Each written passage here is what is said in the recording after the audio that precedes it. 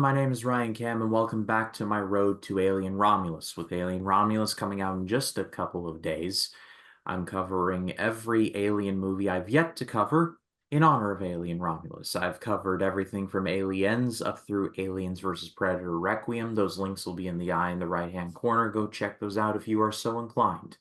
But now we're getting to the odd duck of the franchise, Prometheus. This was released in 2012, saw the return of Ridley Scott to the franchise, starred Noomi Rapace, Michael Fassbender, and Guy Pearson, kinda bad old age makeup. But to review this one with me is the one-third of the Small Talk podcast from 3D Movie Cinema, and possibly the biggest fan of this movie I've ever seen. It's Jacob Collins. Jacob, how you doing? Yeah, this is great. I'm so great to do this, man. I told you, I was like, look, if you review Prometheus, man, you got to let me in on this because, wow, this movie, I love this movie so much because, look, when this movie, I heard they were making an Alien prequel film, I'm like, I was like, this is stupid. And what are they gonna do? Like, oh, 5 seconds before, it's like, oh my God, there's a face hugger. Oh, holy shit. I mean, like I was thinking, but then someone's like, what about they have the Queen? How'd the Queen get there? You know, people like a friend of mine was like telling me, like, dude, what about the Queen? How'd the Queen get there? They hear Naomi Pace go, we were wrong, we were so wrong. And then like all of a sudden it appears the alien theme, and you hear like the logo's making Prometheus, and like and like it's like it just looks so cool, and it says before there was it's like the search for their survival will lead to our extinction. Which, by the way, I have a little like 11 by 12 a Prometheus poster of like where the like it's the walking. You see the giant Prometheus statue. Like I have that poster. I'm talking about the one with the head, giant statue of the head. I'm talking about that cave. The poster that of the engineer's monument head, and they're like looking that I Yeah. have that poster because it came out at this theater, and I love this movie so much. It was in my top 5 of the year because I know some people were disappointed because they're like, there's no alien in the movie. It's an alien prequel, and there's no alien in the movie until like the very last scene. There's like only one scene of the alien, and I'm like, they never once said this is like a full on alien film. They said this is a prelude to the aliens. Ridley Scott was saying this is a prequel to Alien. This is not a full-on Alien film, which originally it was supposed to be a hardcore prequel, where like Damien Lindelof, who was on like a Kevin Smith podcast or something. I think there was like a Hulu show Kevin Smith hosted, and Damien Lindelof was on there for Prometheus, and he said that he how he got to co-write Prometheus was John Spagatti, who would go on to write Doctor Strange movies, and also wrote Alien Covenant, wrote a script, and he said his script was just like it was like by act one there was like you see the face hugger, and then by act two it was like aliens everywhere, and you're just like, what about like he told Ridley Scott because he said what because he said what they did it like so secretive, like they pulled up. He said these people they pull up with the script, and there's a guy in a briefcase, and the guy has his handcuffs. Like it's almost like he has the nuclear launch codes. He told a funny story about it. He says the guy pulled up at his house, handcuffed to a briefcase, just like in a spy film or something. Opened up the briefcase and the script to Prometheus, which at the time he said was just like I think called Alien Begins or some shit like that. And so basically he's like, oh, cool. And he goes, hey, you need anything? You want something to drink or something? He goes, no. And he just sits in the car and says, when you're done, let me know. And he just starts reading the script, and he's like, this script is not that great. Like it's like they do the same generic stuff of the first movie, and it's just like but with more aliens. And he goes, I want something new, refreshing. And so he told Ridley Scott when Ridley Scott was on, and he was just like, what do you think we should do? Why don't you do where the engineers come from, but focus less on the alien and about the engineers? Where did they come from? Like make this a science fiction movie. You don't really have to make this an alien movie. Make it less about it being an alien movie and make it like a science fiction film that goes into what turns into a horror film. That's what made the first film so good, is because it's a science fiction film that turns into a horror film. It's like 2000: The Space Odyssey, but turns into a monster movie halfway through.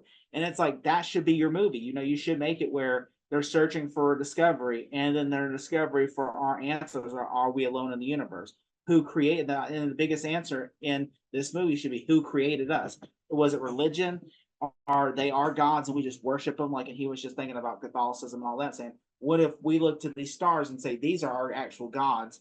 And so this is like, and then of course they started talking about the android and said, what if the android has the same type of feelings like you're my makers, and it parallels that. And it was a well done movie. I really liked this movie because I know some people are disappointed that it's not like an alien, full on alien film, but I'm like, this is a great prequel because I understand that Damien Lim did create some kind of plot holes in his new draft.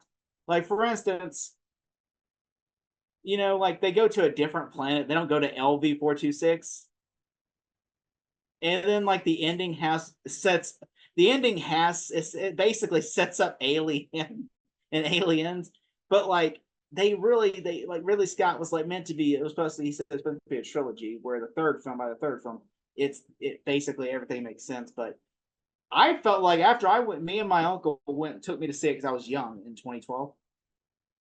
And so my uncle took me to see the movie, okay? And I sat in theaters with him, and we were watching it, and my uncle's like, I understand Alien a lot better now. Because it did everything in the movie. It's like, okay, this is like if you look at it the way I look at it, where it's like, okay, just say this is like, because they could have got the coordinates wrong. This is LV-426. That's the ship that crashes at Sigourney Weaver, and I'm fine. She sends out the distress beacon that they hear that brings them to LV-426.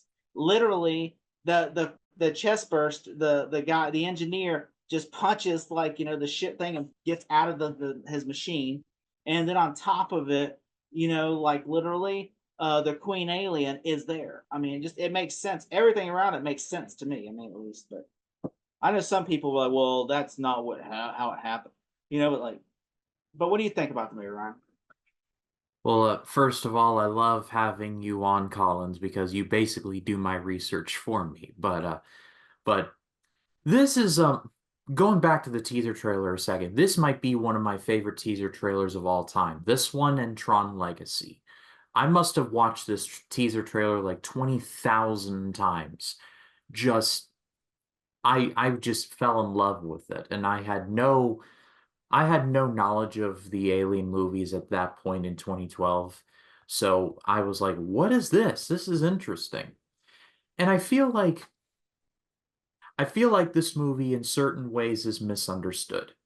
I feel like I feel like Ridley Scott tried to do a different type of story, setting up things in Alien, but people were like, "Where's the xenomorph? What's going on here?" It kind of reminded me a little bit of Halloween 3 Season of the Witch, and I brought it up in my Alien 3 review with Blacktastic Media, but I'll bring it up again because I feel like it's relevant here.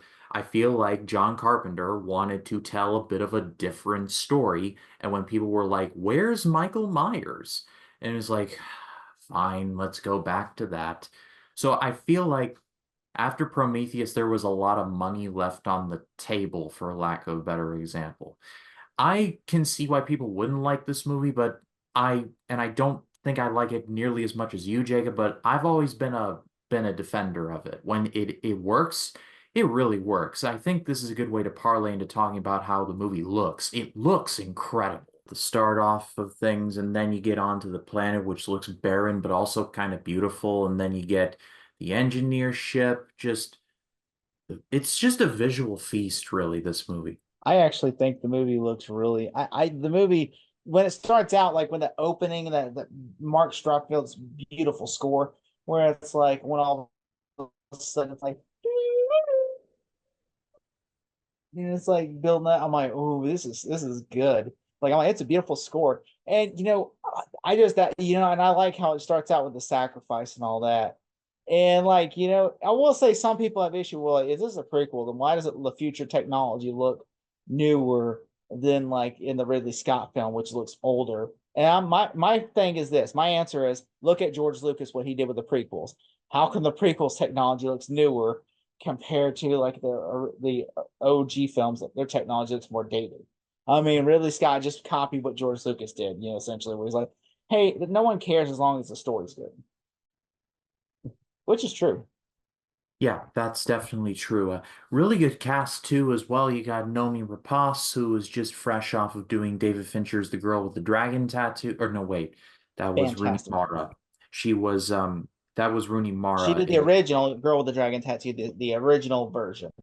That's the one I was Hungarian. referencing. But she was in Sherlock Holmes: A Game of Shadows. Michael Fassbender, who was just coming off of doing Off of X-Men First X-Men. Class the previous year. And he's so good in this movie as David because he's Yeah, like if they're like obviously we know the villain of the movie is Charlie, the human villain is Charlie's Theron.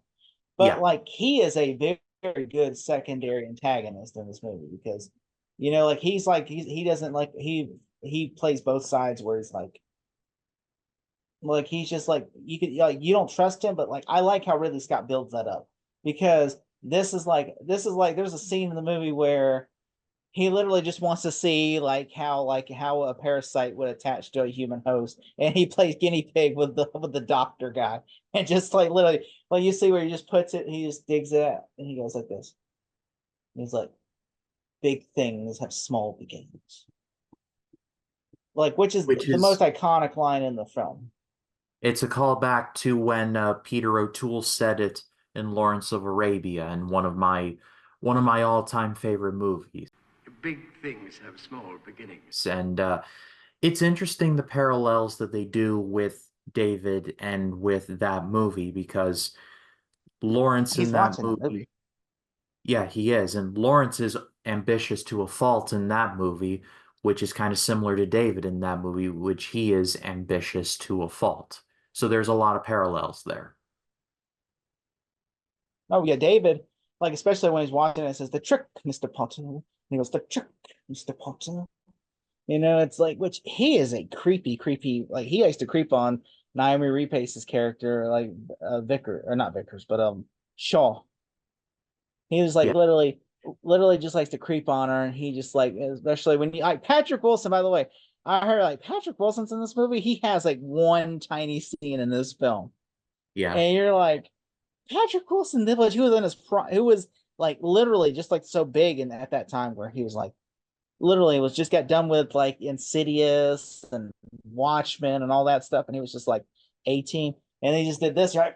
Patrick Wilson, they're like he's in one scene in a flashback in someone's memory, yeah. so it's like yeah, and then he does an accent. It's like it was that no, there are this movie's not perfect in my no means. Like there are things I do have issues with. I will say also my favorite. I do love Charlize Theron in this movie. She's so good as Vickers. Yeah. And also Idris Elba doesn't get enough love for the movie. He's like the captain of the ship, and he's just so like he literally is just so chill.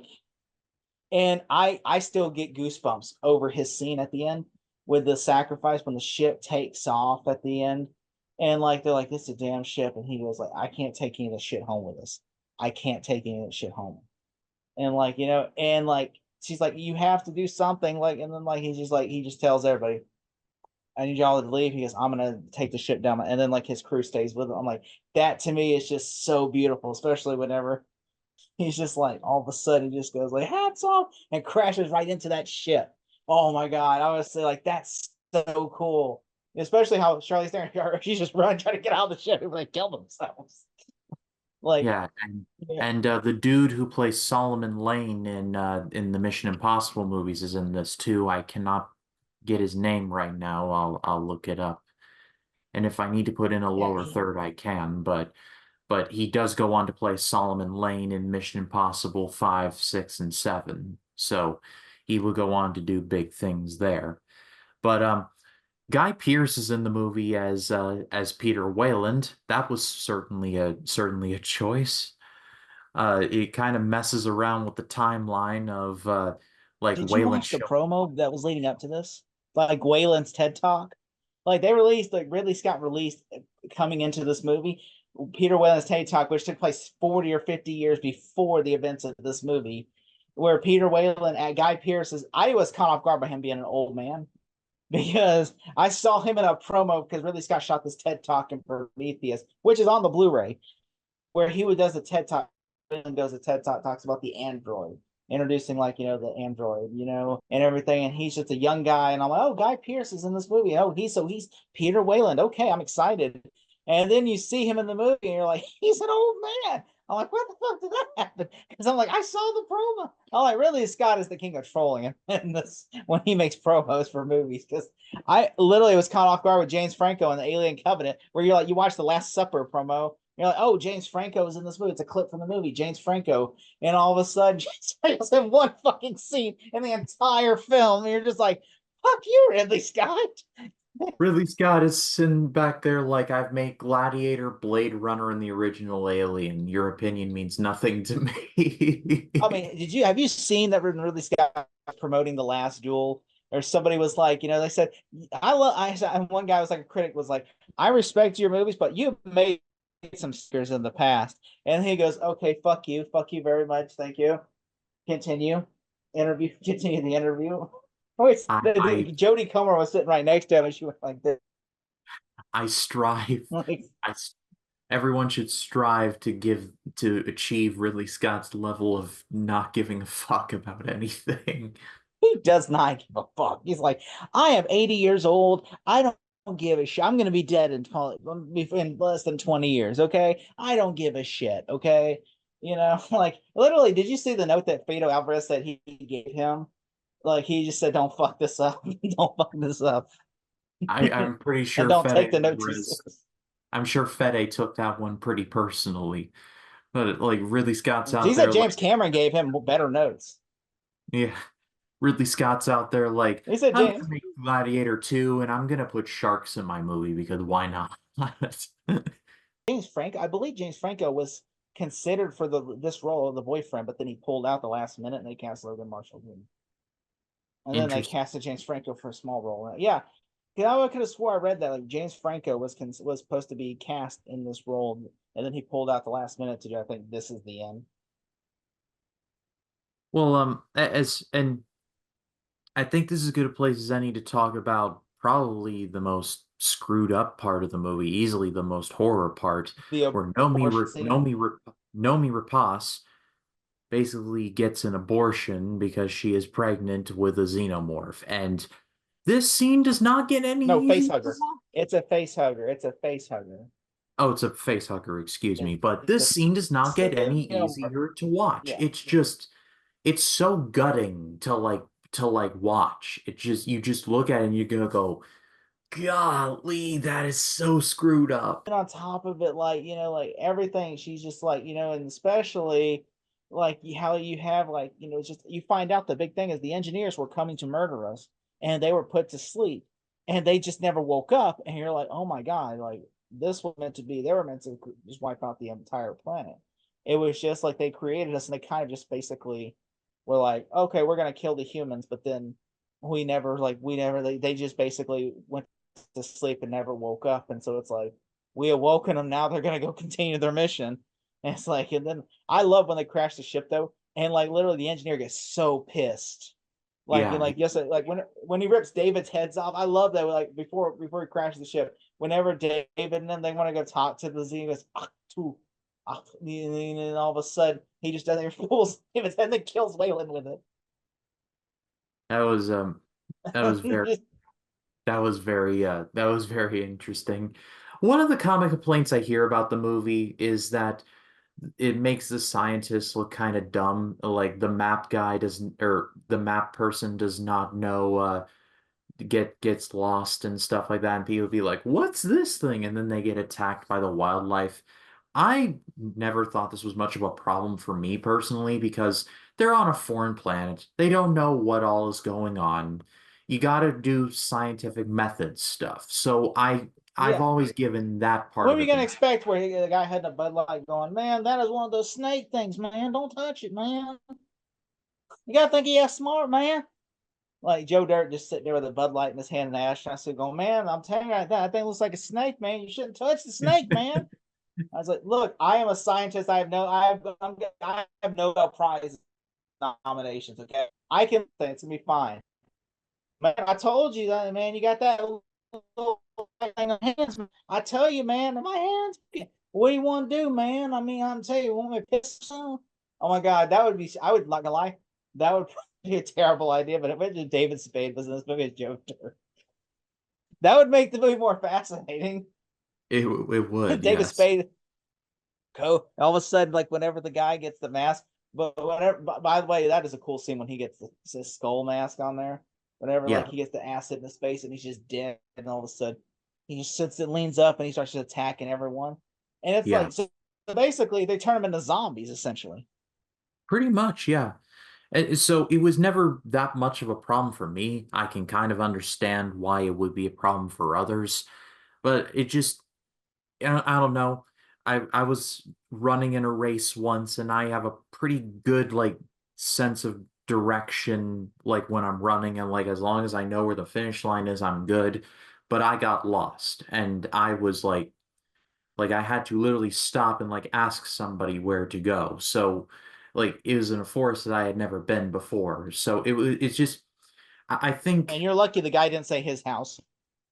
yeah, exactly. So I guess the point I'm trying to get at is that when you're on like LV whatever we're calling it, all of Just say your 426. It's literally when you're on LV it's like 426, all your Earth knowledge goes to the background and you're now in full-on survival mode. So I'm willing to, like I said, give the benefit of the doubt on that one and not harp on that one as much per se. I think that you at want to hear the end something of the funny? sure. No, so like it's like with LV. I always like me and my friend when Star Trek Into Darkness come out, they had like they kept saying, "Oh, Benedict Cumberbatch is not Khan," and so then we're like, we made a joke saying, I can't believe it's not Butter." We'd say, "I can't believe it's not Khan. Has all the traits of Khan, but he's not Khan. I can't believe it's not Khan." And, And then we joke, and sure so enough, literally in the movie, he goes, "My name is Khan." is. You're like, what were we doing here?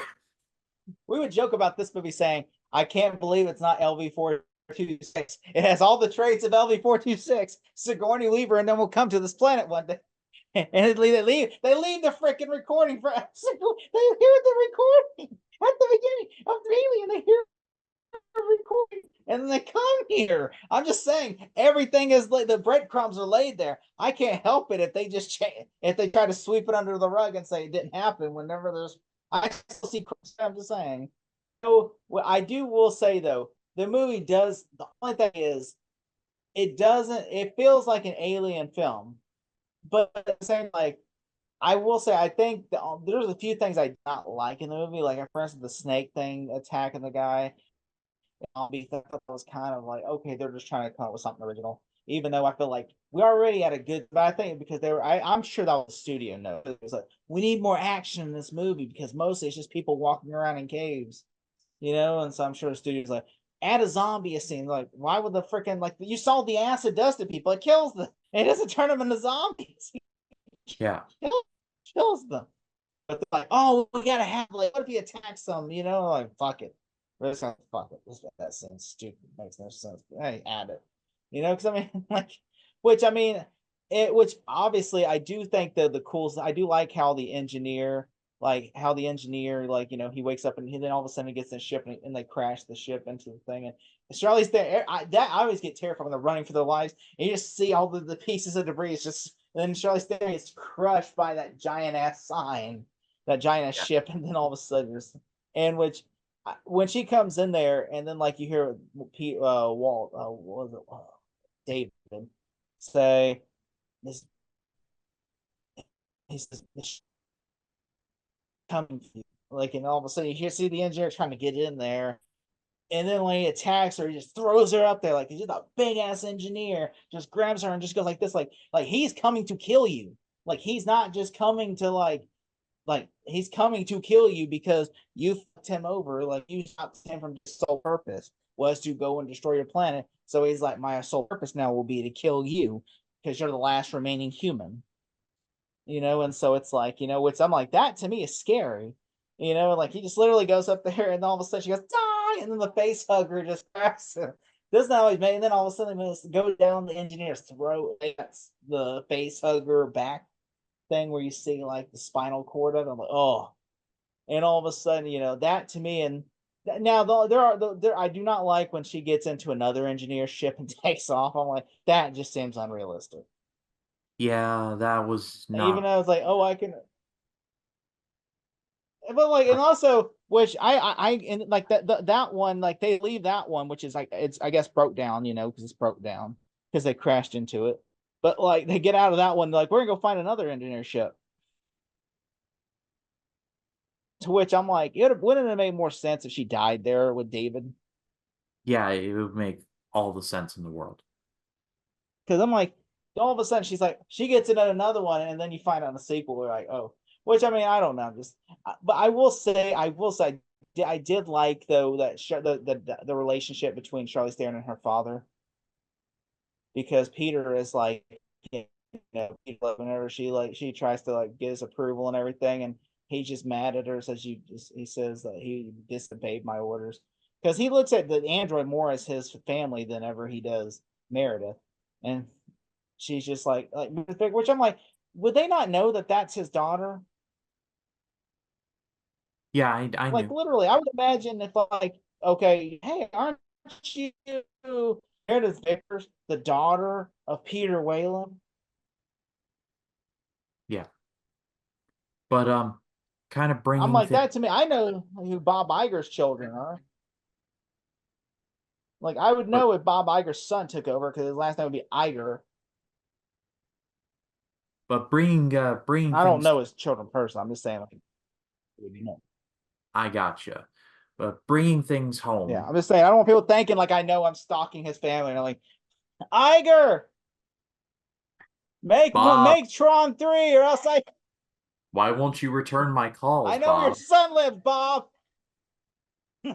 I Ki- make another Pirates movie with Jack Sparrow. Or I know where your son goes to school. It's just a joke. It's a joke. We're just joking around right now. But to Bob Iger's bring like, things shit. But to bring things to a close, I Uh, think Prometheus, in some ways, is misunderstood. I'm going to give this a yeah. great rating. This is not a perfect movie. There are problems with it, but I think in the grand scheme, I think that Ridley Scott was trying to go somewhere with this. And I don't want to assume, I'm not in the man's head, but I feel like he was pressured, sort of, kind of, to make Alien Covenant more like a standard Alien movie. And so I You feel could like with tell. You could tell. yeah, You could tell in the trailer for fucking Covenant. Like literally, there's like 1,000 aliens in the trailer, the poster. You remember that poster being killed by? There's like you've seen the marketing for it, right? Obviously, Alien Covenant, where yeah, like the trailer is like where you see alien everywhere in the trailer, and it's like Alien Covenant, and then you see the poster had like one religious type poster where it had like all the engineers like like a stone made poster of the engineers are all getting killed by aliens and the face huggers, everything. And you're like Alien Covenant, and I'm like that looks dope. And then you go see the movie, and you're like Alien doesn't show the movie until the end of the movie. And you're like I went and saw that movie on my birthday. By the way, I saw that movie. I was so excited to see that movie because I'm like, I love Prometheus so much. And I'm like, Ridley Scott's another one. I watched that trailer 100 times because the trailer dropped Christmas Day 2016. And I'm like, oh, I cannot wait to see Alien Covenant May 2017. I cannot wait. So excited. Michael Fassbender's in this, Naomi Rapace is in this, James Franco's in this. I'm like, oh, and then on top of that, Danny McBride, Catherine, I'm like, Newton. I'm like, oh, I am so, or not Catherine Newton, but Catherine, what's her name? Catherine Waters, I think. I mean, but yeah. yeah, I'm like, I Waters. was excited. Billy Crudup. I'm like, I was excited for this movie. And then I saw the movie in theaters on my birthday. I begged my father. I'm like, can we go see this, please? Took me for my birthday to see it, and I was so disappointed. I was like, I might went from like a 10 to a 3 by the end of the movie because Ouch. I'm like, wow, this movie was really misread. Like this movie should have just been called Prometheus 2 Covenant or something. Instead, it was Something called like that. Alien Covenant to sell tickets. And the alien's only in the movie for like 20 minutes. And I'm sure Ridley Scott, if he had full movie, he would have probably like not marketed. He would have marketed like, no, the alien's not really in the movie. And then the alien would have been a surprise. Could you imagine if you would have saw this movie in theaters and see the marketing for this movie? It would have been a much better experience. Like, oh my god, the aliens in this movie, rather than just having Alien Covenant. You're like, oh, the alien's gonna show up, and when it shows up, you're just like in the whole like I was literally in the theater going like this. We're like 50 minutes into this movie, and the alien's not even in the movie still. There's literally walking around a fucking planet. There's a guy with a cigarette. By the way, why would you smoke a cigarette on an alien planet that you know nothing about? What if the planet has gas? Like, I'm like just sitting there criticizing the movie one. Why would you smoke a cigarette on an alien planet? You don't know gas fumes out of plants. Yeah, like there's some shit I hate, like especially how the fuzz out the guy's ear and then a xenomorph comes out of his back. I'm like, what the fuck, really? Like, But especially like I just think the biggest issue that I have so many issues with that movie. I but have so many issues. I pass it off to all of you. What did you think of Prometheus? Let us know in the comments. Love to read what you have to say. Want to give a shout out to everyone who has been checking out the Road to Alien Romulus series. It has been getting a lot of love, more than I anticipated, and I truly am grateful for it. But Jacob, thank you for joining me on this one. Tell the people where they can find you. They can find me. It says on LV2 not 6. I YouTube channel 3D Movie Cinema. Just did a review for Annabelle Abigail, and now I got a review. I'm trying to do a review for the Fall Guy this week, but I'm having a hard time with that movie because it's just so fucking boring. Like, wow, yeah, I was like, I could see why that movie flopped in theaters now. So fucking boring. Like, I'm Yeah. sitting there watching like 20 minutes, it gets actiony, then it gets like really fucking boring. There's people talking. I'm just like, what the fuck? But You know? Jacob's channel is linked in the description. Go give him a subscribe there. And we're going to be closing out the Road to Alien Romulus series by taking a look at Alien Covenant. But for Jacob Collins, my name is Ryan Cam. We will see you all in the next one. Y'all take care. Truth, justice, and the American way. That's the wrong show.